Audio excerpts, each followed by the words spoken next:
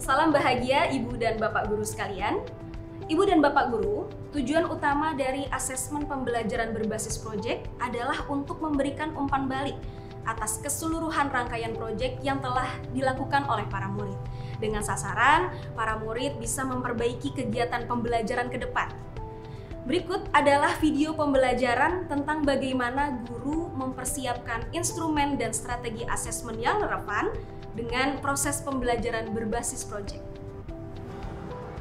Selamat pagi, Bu Bapak. Selamat pagi, pagi. Silakan. Silakan, Ibu. Ya. Baik, Ibu Bapak sekalian, pada pertemuan kita kali ini kita akan membicarakan bagaimana memfasilitasi asesmen proyek. Setelah saya pelajari metode asesmen yang Ibu Bapak kerjakan masih merupakan metode asesmen satu arah. Artinya asesmennya dibuat hanya berasal dari Ibu dan Bapak Guru saja. Bentar nih Bu Prima. Kalau asesmennya bukan dari Ibu, terus siapa lagi yang melakukan asesmen itu? Hai, Pak Jon masa sudah mau Pak? Guru tetap melakukan asesmen Pak Jon. Tapi maksud Bu Prima, bukan hanya guru yang melakukan asesmen proyek. Harus ada orang lain yang melakukan asesmen proyek proses murid. Nah, begitu maksud saya, Pak Jon. Terima kasih Bu Nancy. Tapi sebelumnya ada baiknya kita segarkan kembali ingatan kita tentang asesmen dalam pembelajaran proyek. Ada 3 hal pokok yang perlu kita pahami tentang asesmen ini. Yang pertama, fungsi dan tujuan asesmen. Yang kedua, prinsip dalam pembuatan alat atau instrumen. Dan yang ketiga adalah metode atau cara dalam memanfaatkan instrumen. Nah, Pak Jon, kira-kira Pak Jon ingat nggak 3 hal pokok tersebut apa saja? Bu Prima, kenapa saya yang ditanya? Lupa sedikit lah. Nancy, bantulah dulu. Saya cuma ingat sedikit-sedikit saja Pak Jon. Mungkin Pak Siko bisa bantu ya. Lempar terus, jadi saya lagi yang kena. Tapi baiklah ya, saya bantu seingat saya. Mumpung saya lagi buka catatan. Jadi Pak Jon, fungsi dari asesmen adalah sebagai instrumen untuk mendeskripsikan perkembangan murid. Nah, penilaian tersebut disampaikan dengan tujuan memberikan umpan balik kepada murid atas kegiatan belajar yang sudah dilakukan. Nah, harapannya ya murid kedepannya bisa memperbaiki kegiatan belajarnya gitu. Berarti sifat asesmen formatif begitu. Betul. Meskipun demikian, di akhir tahun akademik, Ibu dan Bapak bisa membuat penilaian sumatif dari proyek profil ini sebagai rapor terpisah. Karena asesmen ini memang berbeda dari rapor penilaian pelajaran intrakurikuler. Begitu Bapak Ibu. Ya, silakan Pak Siko dilanjutkan. Ya, untuk mencapai tujuan itu, maka instrumen asesmen perlu dibuat dengan mempertimbangkan prinsip komprehensif dan praktis.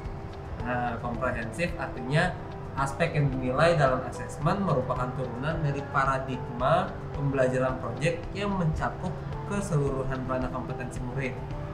Kalau dalam proyek, indikator aspek itu sudah ditentukan dalam subelemen.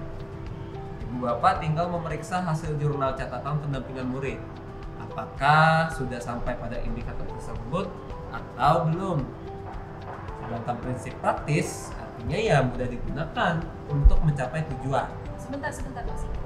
Bisa bantu jelaskan itu bagaimana dengan rubrikasi asesmen holistik yang mencakup 3 ranah kompetensi murid? Nah, ya. Begini Bu Nancy ya. Saya sudah mencoba untuk membuat rubrikasi asesmen. Ini baru rancangannya saja. Ya, jadi kalau ada salah-salah mohon masukannya ya, ibu bapak-bapak ya. Nah, saya membuat rubrikasinya begini. Ini sesuai dengan acuan rubrik ketercapaian subelemen seperti pada dokumen yang ditetapkan oleh pemerintah. Kalau tidak salah, keputusan Badan Standar Kurikulum nomor 9 tahun 2022. Nah, di dalam dokumen itu narasi capaian subelemen tidak dipisah-pisah lagi antara kompetensi, pengetahuan, dan karakter. Karena sudah terintegrasi menjadi satu itu. Nah, kita dapat langsung saja mengambil narasi capaian dari sini. Hebat memang teman kita satu ini, ya kan Pak John? Bisa saja Bu Nancy. Ya lah. Pas itu memang lah hebat. Cuma sekarang ada yang aku belum ngerti. Asesmen dari pihak selain guru itu macam mana, Bu? Begini Pak John, jadi dalam proses pembelajaran project bukan hanya guru yang menjadi pendamping atau menjadi narasumbernya murid. Anak-anak kita juga belajar dari orang tuanya, masyarakat, petani, nelayan, termasuk dosen atau para ahli di bidang terkait project gitu. Dan di situ narasumber yang dilibatkan akan diundang untuk memberikan feedback atau melakukan asesmen atas kegiatan murid dalam berproject. Terus macam mana praktiknya, Bu? Teknisnya, asesmen para guru dan para narasumber akan dipisahkan.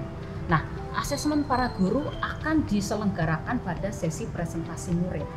Nah, asesmen dilaksanakan pada ruang yang nyaman begitu, lalu para guru hadir di ruangan tersebut. Kemudian murid-murid akan mempresentasikan proses dan karya proyek mereka. Susunan isi presentasi itu sesuai dengan alur berprojek.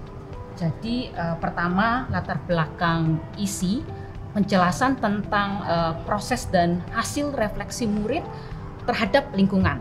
Kedua, penjelasan tentang riset dan penemuan ide karya.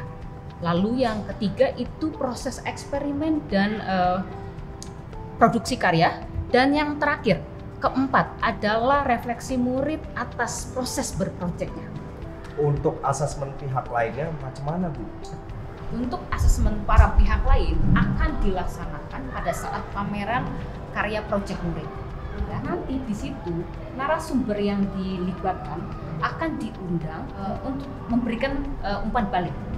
Tugas guru kemudian adalah mencatat poin asesmen yang disampaikan oleh para narasumber tersebut. Hebat benar cara asesmennya ya Bu ya. Saya jadi membayangkan presentasi murid itu seperti ujian skripsi mahasiswa begitu. Enggak begitu juga sih ya Bu, karena kalau asesmen project peserta didik tujuannya lebih memberikan umpan balik ya, jadi untuk perbaikan. Sedangkan kalau skripsi itu penilaian final yang merupakan kualitas capaian akhir. Nah, asesmen dengan metode presentasi ini sangat bermanfaat bagi murid karena mereka belajar mempertanggungjawabkan proses pembelajarannya kepada komunitas belajarnya. Dan juga presentasi ini memberikan kesempatan kepada murid untuk melatih berargumen dan meningkatkan kepercayaan dirinya. Oh, mantap kali asesmen macam ini ya. Ibu dan Bapak guru sekalian, bagaimana? Apakah sudah memahami prinsip, tujuan, metode, atau cara asesmen pembelajaran berbasis proyek? Semoga dari video pembelajaran tadi, Ibu dan Bapak guru sekalian bisa terbantu untuk menyiapkan asesmen profil proyek. Sekian pembelajaran kita kali ini, Ibu dan Bapak guru. Selamat belajar.